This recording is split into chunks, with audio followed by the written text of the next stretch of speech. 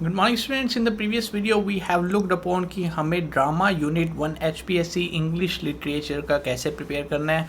इस वीडियो पे हम स्ट्रेटेजिकली डिटेल में डिस्कस करेंगे how we are going to prepare for poetry section unit 2 of English literature examination.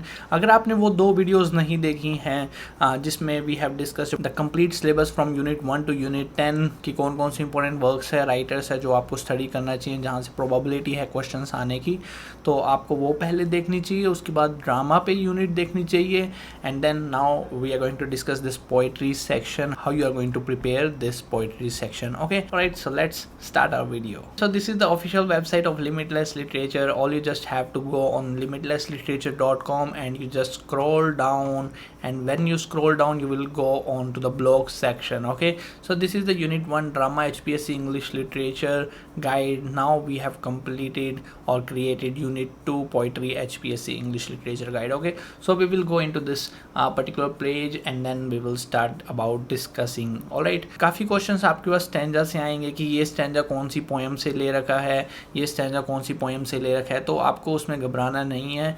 ठीक है, आपके पास अगर राइट अप्रोच है, आपके पास एक टेम्पलेट है, तो आप वो टेम्पलेट को कॉपी पेस्ट करके एग्जाम में आ जाओगे and you will get some marks like 7 marks 8 marks out of 10 marks. ठीक है, तो इस गाइड के through you will be getting a lot of marks if you follow this simple guide. Let's look at the syllabus. तो ये syllabus है Geoffrey Chaucer, Canterbury Tales, Edmund Spenser की the Faerie Queene, Philip Sidney की, ये सारी हैं, William Shakespeare. तो almost 23 और 26, यस, ऑलमोस्ट 26 पोइट्स हैं। आपको ये वाले पोइट्स अच्छे से स्टडी करने हैं। फॉर एग्जांपल नज़ीम इज़किल, इन्होंने 4 पोएम्स लिखी है, तो यहाँ से कुछ ना कुछ क्वेश्चन बन सकते हैं। जिसके अंदर 2-2, 3-3, 4-4 पोएम्स दे रखी हैं, उसमें क्वेश्चंस बन सकते हैं। फॉर एग्जांपल जॉन डन से क्वेश्चन बन सकते हैं, क्योंकि 4 पोएम्स दे रखी हैं तो कुछ ना कुछ ज़रूर बनेगा ही बनेगा। ठीक है, फिलिप सिडनी से एक क्वेश्चन आ सकता है एग्जाम में, क्योंकि 4 सोनेट्स दिए तो कुछ ना कुछ बन सकता है इसके अंदर। ठीक है, आपको 26 पोइट्स में से एटलीस्ट 13 पोइट्स अच्छे से प्रिपेयर करने हैं। 50% ऑफ द सिलेबस आपको अच्छे से स्टडी करना है, प्रिपेयर करना है। ओके, तो ये आपका टेम्पलेट है। आपको जाते ही एग्जाम में ये टेम्पलेट को रफ नोटबुक में लिख लेना है। ठीक है, कोई भी क्वेश्चन आ जाए आपके पास स्टैंजा से रिलेटेड, आपको ये ज़रूर लिखना है जाते ही रफ नोटबुक में, रट्टा मार लो। ठीक है, poet, literary devices, language, theme, historical conclusion, कुछ अपने फॉर्मूला बना लो, एब्रीवेशन बना लो, PLL, THC, तो जाके एग्जाम में याद आ जाएगी। ये टेम्पलेट लिखना ही लिखना है। ये चीज़ें लिखोगे तो 1-1, 2-2 मार्क्स मिलेंगे, 10 मार्क का क्वेश्चन आएगा, तो it will be very helpful for you. Okay, so here we have poetry and poem identify करती है, 1 मार्क मिल जाएगा। उसके बाद आपको लिटरेरी डिवाइस, तो इसको ऐसे ही फॉलो करना है। ये नहीं आप हिस्टोरिकल पीरियड ऊपर जाके लिख दो। काफ़ी स्टूडेंट्स क्या करते हैं, हिस्टोरिकल पीरियड जाते ही एग्जाम के अंदर हिस्टोरिकल पीरियड लिखने लग देंगे कि this is from restoration period, फिर रेस्टोरेशन का गुणगान गाने लग देंगे।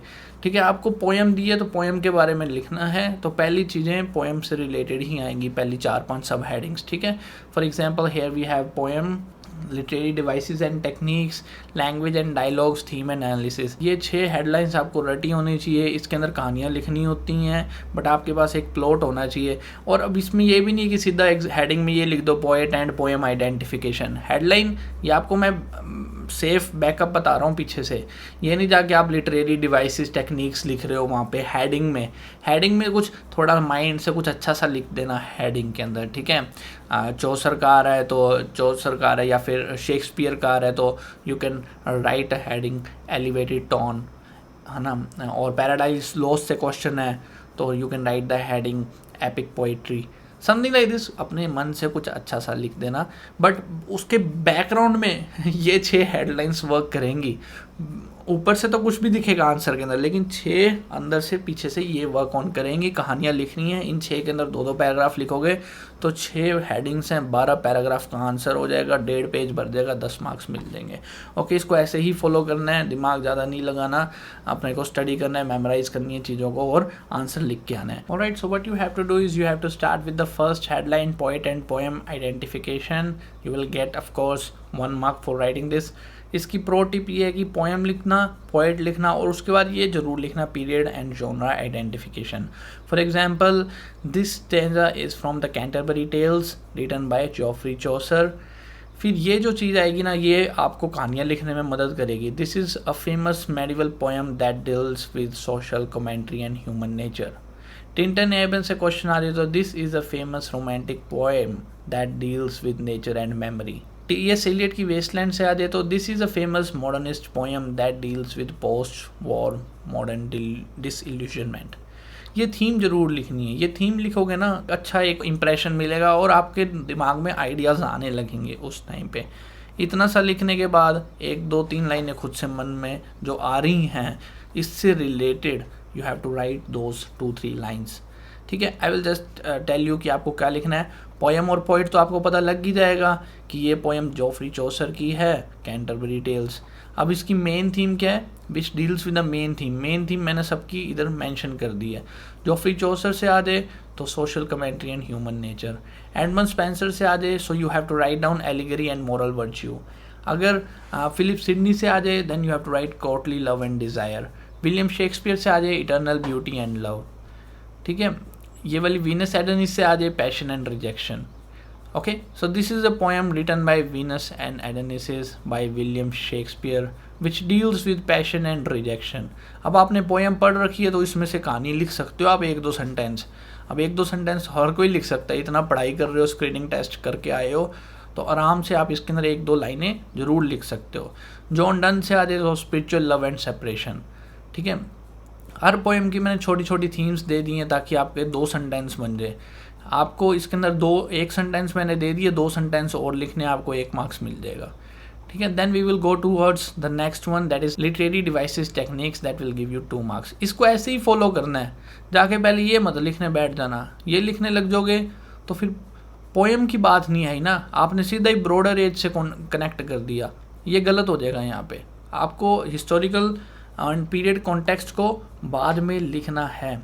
ये कहानियाँ लास्ट में आती हैं, पहले हम स्पेसिफिकली डिटेल को कवर अप करेंगे, फिर हम उसको ब्रॉडर एज को करेंगे। ठीक है, depth of the specific poem and then the length of the specific poem. Length of the specific poem means in which broader age it is written. Okay, and yes, of course, if you have not purchased our HPSC English series part 1 and part 2, I will strongly suggest you to purchase these books. Okay, it's going to help you a lot. There are 800 pages से ज़्यादा हैं आपके पास, so you can memorize a lot of templates from here and you can simply start learning and memorizing the paragraphs. Alright, so let's move on to the literary devices and techniques. अब आपको कुछ पता ही नहीं लग रहा कि यार क्या लिखना है, मतलब आप भूल ही जाओ कि यार इसकी लिटरेरी टेक्निक क्या है, आपको याद ही नहीं आ रहा क्योंकि टाइम नहीं है। एडमंड स्पेंसर की लिटरेरी टेक्निक क्या है भूल जाओ आप, है ना। कोई क्वेश्चन आ जाए फिलिप लार्किन या फिर सिल्विया प्लैथ या फिर एमिली डिकिंसन से क्वेश्चन आ जाए, आप भूल जाओ कि यार इसका क्या लिखूँ मैं, अब लिटरेरी टेक्निक क्या होगी, मेरे दिमाग में ही नहीं आ रहा। So what you have to do is you have to go with the universal backup. ये हर जगह फिट हो जाएगी चीज़। ठीक है, हर पोएम के अंदर सिंबलिज्म है, हर पोएम के अंदर इमेजरी है, हर पोएम के अंदर मेटाफर यूज़ होता है, हर पोएम में सिमिली यूज़ होती है। ठीक है, हर पोएम के अंदर एलिट्रेशन होता है या रिदम होती है। तो ये तो लाइन लिख के आ ही जाना, 1 सेंटेंस लिख देना, चाहे एक्सप्लेन मत करना, ये जाते ही लिख देना। The poet uses imagery and symbolism. अब आपको वहाँ पर स्टैंजा दिया होएगा तो उसमें देख लेना कुछ इमेजरी आ रही है या सिम्बलिज्म दिख रहा है आपको स्टैंजा के अंदर, या आपको कोई मेटाफर या सिमिली दिख रही है तो उसको एक्सप्लेन कर देना। कहानियाँ करनी है पूरी जाके वहाँ पे, आपको एक छोटा सा पॉइंट मिल जाए बस उसको खींच देना है उससे। ठीक है, आपको जब आपको पता ही ना लग रहा हो, if you fail to recognise the poem कि क्या कहानी लिखूँ, मेरे को समझ ही नहीं आ रहा, तो ये कहानी लिखनी है। इसमें जाके इमेजरी और सिम्बलिज्म देख लेना, स्टैंजा के अंदर दिया हुआ है तो वहाँ पे फिट कर देना। अगर मेटाफर और सिमिली दे रखी है पोएम या पैसेज के अंदर, फिट कर देना वहाँ जाके। अगर याद नहीं आ रहा कि जॉफ्री चौसर का राइटिंग स्टाइल क्या था, ये लिटरेरी टेक्निक क्या थी, तब आपको वो पैराग्राफ चिपका के आ जाना है। लेकिन अब याद आ गया है कि यार हाँ, जॉफ्री चौसर लिटरेरी टेक्निक ऐसे ऐसे लिखता था। So that is the thing that I have provided over here. Okay, so let's go over here. The poet uses allegory and symbolism to represent moral and social ideas. Chaucer और Spenser में कोई भी question आ जाए ये चिपका देना। Renaissance points, Sidney, Shakespeare, Marlowe, इनमें से कोई क्वेश्चन आ जाए तो ये सेट होते हैं, सब में लगेगा ये। अब ये मत सोचो कि सर ये पैराग्राफ में तो ये लिखा हुआ है, लेकिन ये अप्लाई होगा।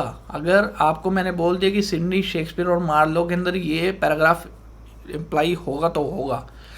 2-2 लाइनें रट्टा मार लो यार, है ना, कुछ बड़ी बात नहीं है। आप सोचो कि सर मन से लिखना है, मन से क्या लिखोगे आप? आपको याद ही नहीं आएगा पेपर में 3 घंटे में इतना सारा कुछ लिखना है, याद ही नहीं आएगा।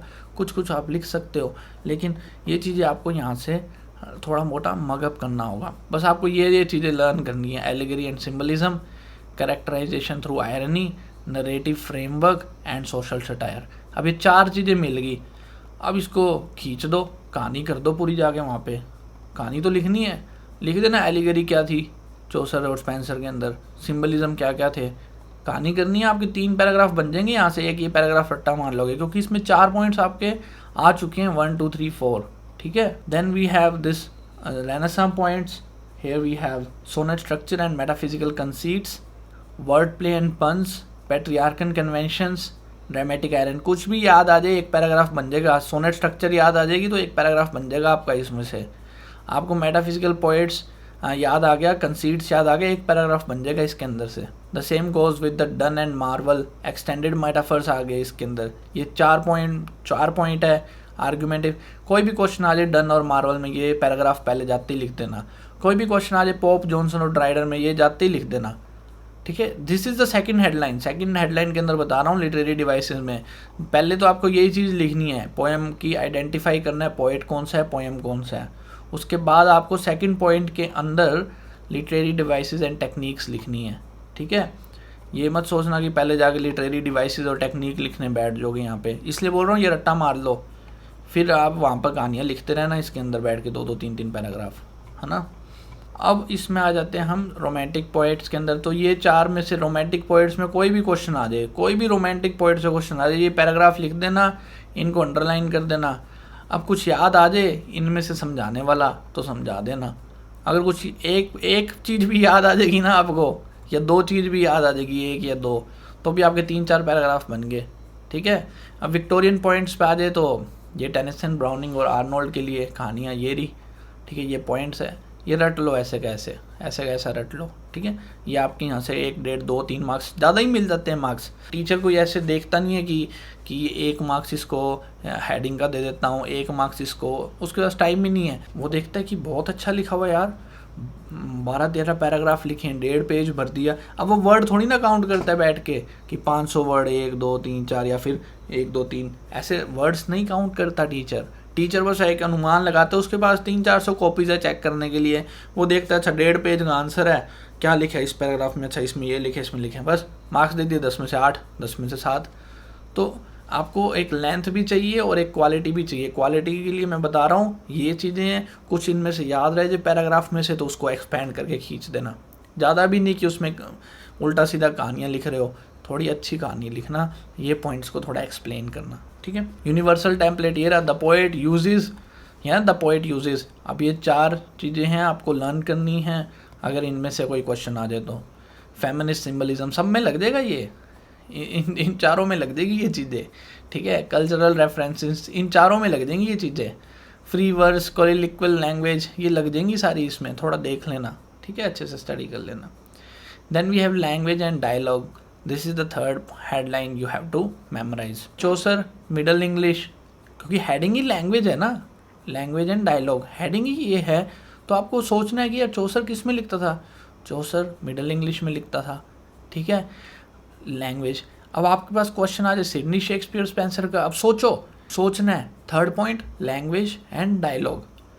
लैंग्वेज सोचो, अलेक्जेंडर पोप, अच्छा न्यू क्लासिकल एज, ठीक है, न्यू क्लासिकल एज में कैसी थी, वीटी थी, ठीक है, ये लिख दो, एक सेंटेंस लिख दो वीटी पे, उसको डायलॉग कहीं से उठा के अलेक्जेंडर पोप का उसमें डाल दो, एक्सप्लेन कर दो उस चीज़ को। 2-2 पैराग्राफ सब हेडलाइन में डाल दोगे, 12-13 पैराग्राफ बन गए, 1.5 पेज भर गया आपका। ऐसे मत सोचो कि इसके अंदर पूरी वो है, साइंस है या आर्ट ऑफ राइटिंग है, ऐसे ही लिखते होते हैं। हम भी ये ब्लॉग लिखा है मैंने, इसके पहले ऐसे प्लॉटिंग की है मैंने, और उसके अंदर कहानियाँ लिखी हैं। ये कहानियाँ सुना रहा हूँ मैं आपको, कहानी आप समझ जाओगे तो फिर आपके मार्क्स आ जाएंगे, ठीक है। This is how everything is written. मैंने इतनी किताबें लिखी हैं, 4 से 5 किताबों पे वर्क ऑन कर रखा है। ऐसे ही करते हैं हम भी वर्क ऑन, थोड़ा एक्सपीरियंस डाल देते हैं अपना खुद का बुक्स लिखते टाइम, इसमें एक्सपीरियंस खुद का नहीं डालना। इसमें एक्सपीरियंस खुद का डालोगे तो वो लिटरेरीनेस हट जाएगी। आपको स्पेसिफिकली बात करनी है पोएम के ऊपर जो सी गिवन है, ठीक है। देन अगर आपको भूल ही जो कि यार मेरे को तो याद ही नहीं आ रहा कि क्या लैंग्वेज है, दिमाग से ही निकल जाए कि लैंग्वेज क्या थी, है ना, चौसर की लैंग्वेज क्या थी, भूल ही गए आप, याद ही नहीं आ रहा आपको, तो एक पैराग्राफ अच्छे से रट लो। ये वाला पैराग्राफ है, unable to identify the language in dialogue. ये रहा बैकअप है आपके पास। The language suits the period and effectively conveys the poet's message through appropriate word choice and tone. ये चिपका दो, जाते ही लिख दो ये चीज़। मतलब कि अगर आपको याद नहीं आ रहा है कि कौन सी लैंग्वेज थी, सिल्विया प्लेथ की क्या लैंग्वेज थी, तो ये तो हर जगह पैराग्राफ या लाइन लग जाएगी आपके पास। सेंटेंस बन जाएगा, एक सेंटेंस बन जाएगा, एक सेंटेंस खुद से बना लेना, तो ये लैंग्वेज वाला भी आपका कुछ ना कुछ बन जाएगा and you may gate 1 mark, ठीक है।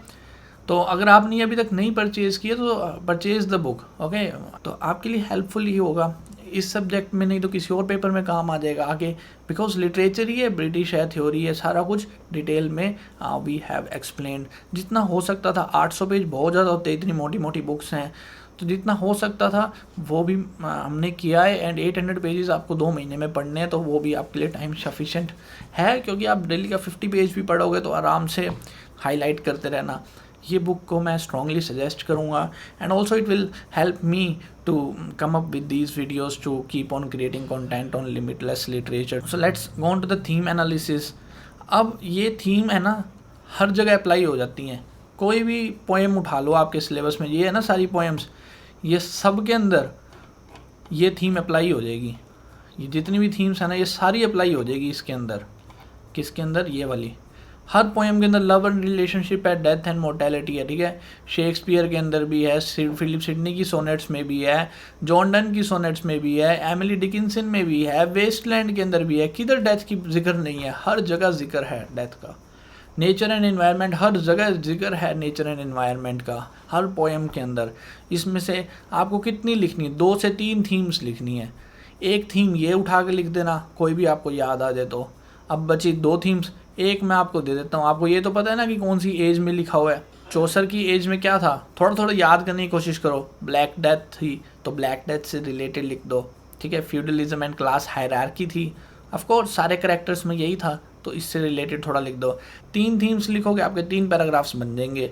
3 पैराग्राफ में आपको मार्क्स मिल जाएंगे, 1.5 या 2 मार्क्स मिल जाएगा। ये 5 थीम दे दी मैंने आपको, इसमें से आपको सिर्फ 2 या 3 ही याद रखनी है। अगर यही याद रख लो तो ठीक है, नहीं तो ये कॉमन थीम है ही, सब के अंदर लग जाएंगी, ठीक है। रेस्टोरेशन, पॉप, जॉन डन, सब में ये आ जाएगा। कहानियाँ लिख के आनी है, कुछ नहीं करना, इनको फिलअप करना है। आपको ये चीज़ें याद है तो इसको फिलअप करना है। कितना टाइम लगता है इसको फिलअप करने का? क्या टाइम लगेगा? वर्ल्ड वॉर फर्स्ट ट्रॉमा, इसके ऊपर मैं पूरी बुक लिख दूँ, वर्ल्ड वॉर ट्रॉमा डिसइल्यूजन। कहानियाँ तो लिखनी है, ठीक है। डिक्लाइन ऑफ ब्रिटिश एम्पायर कितनी बार आपने पढ़ रखा है, 2-3 पैराग्राफ इसमें लिख दोगे, 1-2 पैराग्राफ इसमें लिख दोगे, इन सब में। ये आपको मैंने पॉइंट्स दे दिए, तो इसकी हेडिंग्स चेंज करते रहना, अपने हिसाब से हेडिंग्स बना लेना। ये रहा रेडीमेड, आपके लिए टेम्पलेट भी दे दिया। This poem was written during this period, major social concern, और ये सब चीज़ें आपके लिए we have already mention here. Historical period के अंदर मैं डिटेल में नहीं जाऊंगा, आपको पहले से ही पता है कि हिस्टोरिकल पीरियड आपने इतना स्टडी कर चुके हो, स्क्रीनिंग टेस्ट भी कर चुके हैं, तो हम सारा हिस्टोरिकल पे ही डिस्कशन कर रहे हैं, तो you can easily figure out what could be the historical and period context. अभी इन थीम्स में भी हमें दिख ही गया कि हिस्टोरिकल और पीरियड कॉन्टेक्स्ट क्या था। और ये भी चीज़ ध्यान रखना कि ये हिस्टोरिकल कॉन्टेक्स्ट लास्ट में आएगा। पहले हम स्पेसिफिकली पोएम के बारे में बात करेंगे, स्पेसिफिकली स्टैंजा के बारे में बात करेंगे। Then we have this thing of conclusion. It does not need explanation, you can easily figure it out what could be the explanation और what could be the conclusion. Okay, so this is the conclusion of this particular guide on poetry unit 2, ठीक है। पहले जाते ये रट्टा मारो, पहले copy में 1000 बार लिख लो ताकि आपको ये रट जाए। फिर इसमें कहानियाँ लिखनी है, जोन सा याद आ जाए पॉइंट लिख देना, जोन सा ना याद आए तो उसमें यूनिवर्सल टेम्पलेट दे दिया मैंने आपको। यूनिवर्सल टेम्पलेट हर जगह फिक्स हो जाएगा, ये 1-2 लाइनें हर जगह फिक्स हो जाएंगी। ऐसे खुद ढूंढ लो ना, ये बुक परचेज करो, इस बुक के अंदर काफ़ी टेम्पलेट्स हो जाएंगे, आपको मिल जाएंगे। कुछ ना कुछ आपको रट्टा मारना है तो वो कुछ ना कुछ टेम्पलेट यहाँ आ जाएंगे। जैसे एक लाइन दे दी, ऐसे काफ़ी चीज़ें होती हैं जो बारी बारी आप हर जगह अप्लाई कर सकते हो, ठीक है. So these all are things that I wanted to discuss with you, and make sure that you subscribe to the channel. We will be discussing more units in the upcoming videos. बाकी if you have any queries, do let me know in the comment section. मेरे पास WhatsApp पे बहुत messages आते हैं, so it's not possible for me to reply the common queries. So do let me know your views in the comment section. कोई queries है comment में लिखो so that I can be able to solve it. And be kind, take care. I will see you soon in the next video. That's it. Thank you.